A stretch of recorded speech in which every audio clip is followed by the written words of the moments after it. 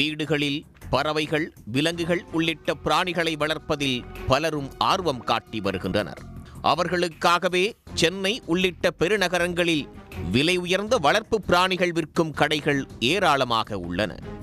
அப்படி வீட்டில் வளர்க்கக்கூடிய பறவைகளை விற்கும் கடையில் கிளியை வாங்குவது போல் சென்று விலை உயர்ந்த லாரி ரெட் வகை கிளிகள் 3ஐ ஒரு கும்பல் திருடிச் சென்றுள்ளது.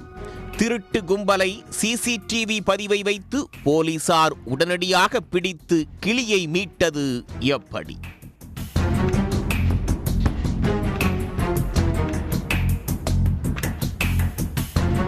சென்னை கொளத்தூரைச் சேர்ந்தவர் அரவிந்த் ரமேஷ்.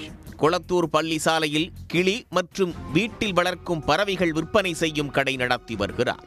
நேற்று பிற்பகலில் கிளி வாங்குவதைப் போல் வந்து பேச்சு கொடுத்த 3 நபர்கள் திடீரென தலா 35,000 ரூபாய் மதிப்புடைய லாரி ரெட் வகை கிளிகள் 3ஐ கூண்டோடு தூக்கிக் கொண்டு இருசக்கர வாகனத்தில் தப்பியுள்ளனர்.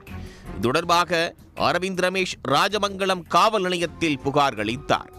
சிசிடிவி காட்சிகளை கைப்பற்றி போலீசார் விசாரணை நடத்தினர்.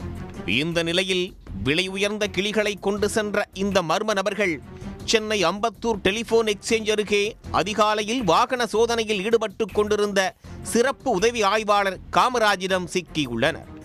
இதனையடுத்து அவர்களிடம் தீவிர விசாரணை மேற்கொண்ட போது இந்த கிளிகளை அவர்கள் குடிபோதையில் சென்னை கொளத்தூர் ராஜமங்கலம் பகுதியில் இருந்து திருடி வந்தது கண்டுபிடிக்கப்பட்டது. இதுகுறித்து உடனடியாக சென்னை கொளத்தூர் ராஜமங்கலம் காவல்துறைக்கு தகவல் தெரிவிக்கப்பட்டது. இதனையடுத்து ஒரே இருசக்கர வாகனத்தில் வந்த 3 பேரை கைது செய்த சென்னை கொளத்தூர் ராஜமங்கலம் காவல்துறையினர் அவர்களை காவல் நிலையத்திற்கு அழைத்துச் சென்று விசாரணை மேற்கொண்டனர்.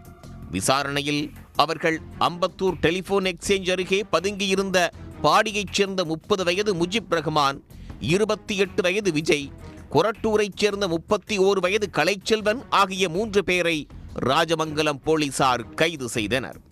திருடப்பட்ட 3 கிளிகளையும் இருசக்கர வாகனத்தையும் பறிமுதல் செய்தனர். இந்த கும்பல் எதற்காக கிளிகளை திருடினார்கள்?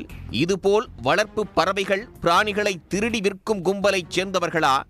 சென்னையில் பல இடங்களில் வளர்ப்பு பிராணிகள் திருடு போன வழக்குகளில் இவர்களுக்கு தொடர்பு உள்ளதா என்றும் போலீசார் விசாரணை நடத்தி வருகின்றனர். உடனுக்குடன் செய்திகளை தெரிந்து கொள்ள சன் நியூஸ் பெல் ஐகானை கிளிக் பண்ணுங்க.